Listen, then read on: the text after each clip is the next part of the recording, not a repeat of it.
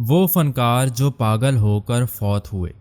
عروج و زوال کی دردناک کہانی۔ وہ پاکستانی فنکار جو شوبز کیریئر میں تو بہت کامیاب ہوئے اور انہوں نے ایک لمبا عرصہ انڈسٹری پر راج کیا، لیکن اپنی ذاتی زندگی میں ناکام رہے، اور ناکام بھی اس قدر کہ خود کا ذہنی توازن ہی کھو بیٹھے، اور پھر اسی حالت میں در در کی ٹھوکریں کھا کر اس دنیا سے رخصت ہو گئے۔ کمال کا عروج اور دردناک زوال۔ اللہ پاک انسان کو ہر امتحان سے محفوظ رکھے۔ زندگی یقیناً ایک گھورک دھندا ہے۔ اللہ تعالیٰ کبھی دے کر آزماتا ہے اور کبھی لے کر۔ نیک لوگوں کو سکھ بھی دیتا ہے، جبکہ جن سے بہت زیادہ پیار کرتا ہے ان کے گناہ دنیا میں ہی دھونے کے لیے انہیں تکالیف سے بھی گزارتا ہے۔ یہ اللہ تعالیٰ کی حکمت ہے جسے کوئی نہیں جان سکتا۔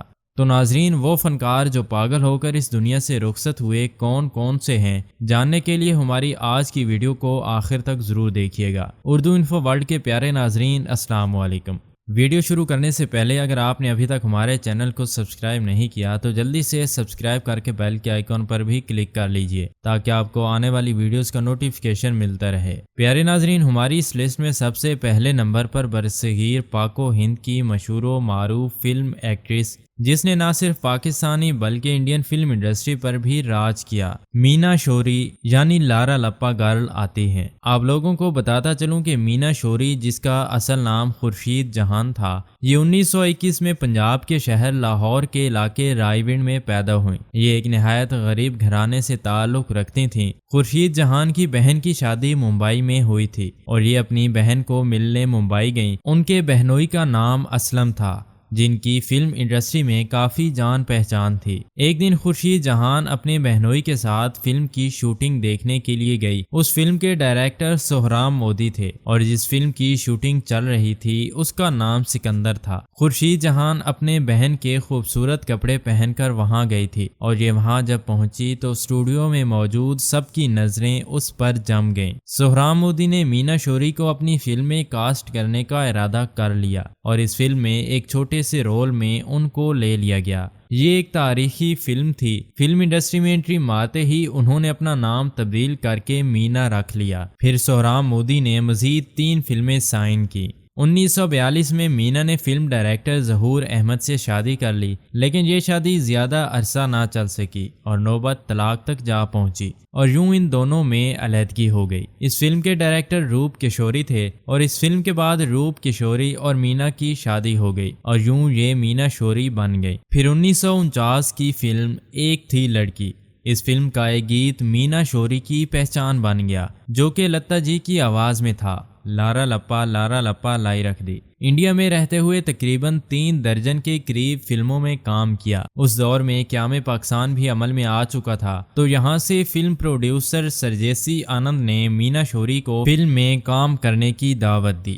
یوں یہ پاکستان آ گئیں، اس فلم میں کام کیا اور فلم کامیاب ہو گئی۔ اس فلم کے بعد مینا شوری نے اپنے شوہر روپ کشوری کے ساتھ واپس جانے سے انکار کر دیا۔ روپ کشوری ہندو تھے جبکہ مینا شوری ایک مسلمان۔ یوں ایک بار پھر سے مینا شوری کی طلاق ہو گئی۔ اس کے بعد شعبے سے ہی وابستہ ایک شخص رضا میر سے شادی کر لی، لیکن یہ شادی بھی ناکام رہی۔ اس کے بعد مینا شوری نے پنجابی فلموں کے مشہور ویلن اسد بخاری کے ساتھ شادی کی، لیکن حیران کن طور پر یہ شادی بھی ٹوٹ گئی۔ یوں مینا شوری کی کل 5 شادیاں ہوئیں اور 5 شادیاں ناکام ہوئی اور کسی شوہر میں سے بھی کوئی اولاد نہیں ہوئی۔ انہوں نے پاکستانی فلموں میں کام کرنا جاری رکھا۔ پھر شہرت کا سورج غروب ہوا اور فلموں میں کام ملنا بند ہو گیا۔ مینا شوری کا کوئی بھی سہارا نہیں تھا اور مالی طور پر بھی کمزور ہو گئی۔ زندگی دشوار سے دشوار تر ہوتی چلی گئی۔ یہ کرائے کے کمرہ نما مکان میں لاہور میں رہتی رہیں، لیکن پھر یہ مکان بھی چھوڑنا پڑا اور فٹ پاتھ پر آ گئیں۔ 2 وقت کی روٹی کے لیے در در کی ٹھوکنے کھانے پر مجبور ہو گئیں، یہاں تک کہ لوگوں نے مینا شوری کو سڑکوں پر بھیک مانگتے بھی دیکھا، جیسا کہ پاکستان میں فنکاروں کا یہی حال ہوتا ہے۔ اسی حالت میں 3 ستمبر 1999 کو برصغیر کے عظیم فنکارہ کو لاہور کی سڑک پر مردہ حالت میں پایا گیا۔ لوگوں نے چندے کے پیسے اکٹھے کر کے اس کی نماز جنازہ پڑھائی اور ان کو لاہور میانی صاحب کے قبرستان میں سپرد خاک کیا گیا۔ نائلہ شاہ انتہائی خوبصورت اور پڑھی لکھی اداکارہ تھیں، جنہوں نے ٹی وی، ماڈلنگ اور سٹیج ڈراموں میں کام کیا اور کامیابی سمیٹی۔ لیکن نائلہ شاہ شوبز کی رنگین دنیا کو چھوڑ کر ایک نارمل عورت کی طرح زندگی گزارنا چاہتی تھی، جس کے لیے ان کو ایک اچھے ہم سفر کی تلاش تھی، اور آخرکار ان کو ہم سفر مل گیا، جس کے بعد انہوں نے شادی کر لی۔ لیکن بہت جلد نائلہ کے شوہر، جس کے لیے انہوں نے اپنا سب کچھ قربان کیا تھا، کچھ ہی عرصے کے بعد ان کے شوہر کا انتقال ہو گیا، اور یوں یہ بیچاروں مددگار ہو گئیں۔ بچوں کی خاطر دوسری شادی کی، لیکن دوسری شادی بھی مزید تکالیف اور دکھ لے کر آئی۔ دوسرے شوہر نے نائلہ پر تشدد کرنا شروع کر دیا۔ انہوں نے دوسرے شوہر کو چھوڑا اور اپنے بہن بھائیوں کے پاس آ گئیں، لیکن بہن بھائیوں نے بھی ان کو قبول نہیں کیا۔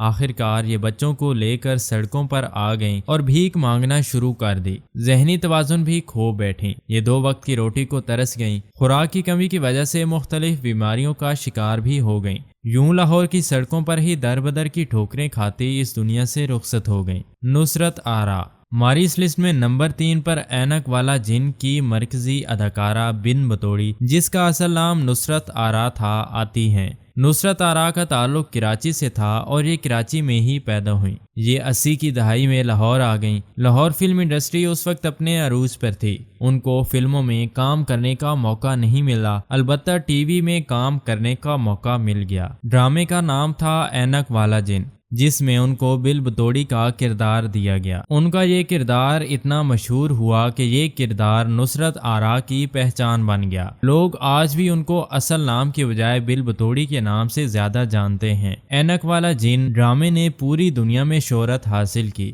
پھر حیران کن طور پر بل بطوڑی سمیت اس ڈرامے میں کام کرنے والے کسی بھی فنکار کو کسی دیگر ڈرامے یا پروجیکٹ میں کاسٹ نہیں کیا گیا، جس کی وجہ سے ان کی زندگی میں مشکلات آ گئیں۔ غربت نے ڈیرے ڈال دیے۔ اس گمنامی میں 23 سال بھٹکتی رہیں۔ لاہور کے کمرہ نما کرائے کے مکان میں رہتی رہیں۔ غربت اور علاج نہ کروانے کی وجہ سے مختلف بیماریوں میں مبتلا ہو گئیں۔ بل بطوڑی کرائے کے مکان میں رہتی رہیں۔ جب بھوک لگتی تو داتا دربار چلی جاتی، وہاں سے چاول کھاتی اور ساتھ بھی لے آتی۔ مسلسل کئی سال چاول کھانے کی وجہ سے ان کو جلد کا انفیکشن ہو گیا۔ جب سوشل میڈیا پر بل بطوڑی کی تصویر شیئر ہوئی، جس میں دیکھا جا سکتا تھا کہ یہ لاہور کے گنگا رام ہاسپٹل کی سیڑھیوں پر بیچاروں مددگار اور لاوارث بیٹھی ہوئی ہیں، جہاں یہ علاج کے سلسلے میں گئی تھی، اس تصویر کے بعد میڈیا سمیت ریاست بھی حرکت میں آ گئی۔ حکومت اور مخیر حضرات کی جانب سے امداد کی گئی، لیکن تب تک بہت دیر ہو چکی تھی۔ 14 اکتوبر 2017 کو سانس کی تکلیف کی وجہ سے ان کو ہارٹ اٹیک ہوا اور یہ وفات پا گئیں۔ نصرت آرا کو بھی میانی صاحب کے قبرستان میں سپرد خاک کیا گیا۔ روحی بانو نمبر 4 پر ماضی کی نامور اور خوبصورت اداکارہ روحی بانو آتی ہیں۔ اداکارہ روحی بانو کراچی میں پیدا ہوئیں۔ 20 سال کی عمر میں شوبز میں آئیں اور آغاز کراچی سے ہی کیا۔ گورنمنٹ کالج لاہور سے سائیکالوجی میں ماسٹرز کی ڈگری حاصل کی۔ حسین وند کے ڈرامہ سیریل زیر زبر پیش سے اداکاری کی شروعات کی۔ پاکستان ٹیلی ویژن انڈسٹری پر 2 دہائیوں تک راج کیا۔ ٹی وی ڈراموں سمیت متعدد فلموں میں بھی اداکاری کے جوہر دکھائے۔ پرائڈ آف پرفارمنس کا ایوارڈ بھی حاصل کیا۔ روحی بانو نے 2 شادیاں کی، مگر بدقسمتی سے ازدواجی زندگی کامیاب نہ رہی۔ ان کی رہائش گلبرگ 3 لاہور میں تھی۔ 2005 میں روحی بانو کی والدہ کی اچانک موت سے ڈپریشن میں چلی گئی اور اس کے بعد اس کے ساتھ ہی روحی بانو کا اکلوتا بیٹا بھی قتل ہو گیا۔ عید کے تیسرے روز کچھ نامعلوم افراد نے ان کے اکلوتے بیٹے کو قتل کر دیا۔ اس عظیم صدمے کے بعد یہ اب نارمل ہو گئیں۔ اسی حالت میں اپنا گھر بار چھوڑ کر منظر عام سے غائب ہو گئیں۔ 2006 سے لے کر 2013 تک روحی بانو مکمل طور پر منظر عام سے غائب رہیں۔